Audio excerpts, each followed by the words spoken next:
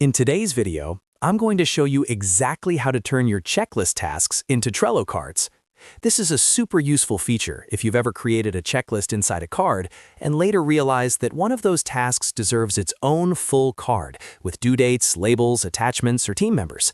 Instead of copying and pasting everything manually, Trello lets you convert a checklist item into a card in just a few clicks. If you find this helpful, make sure to hit that like button and subscribe to the channel for more simple Trello tips and productivity tutorials. All right, let's jump right in. First, open your browser and go to Trello.com, then log into your account.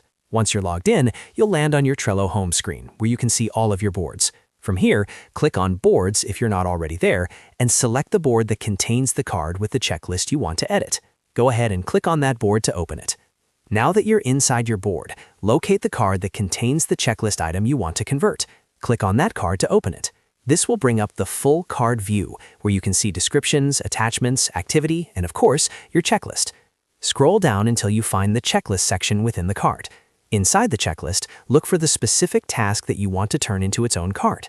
On the right-hand side of that checklist, you'll see a small 3 dots icon. Click on those 3 dots to open more options for that checklist. In the drop-down menu that appears, click on Convert to Card. As soon as you click this option, Trello will instantly create a brand new card using that checklist item as the card title. The new card will be added to the same list as the original card by default.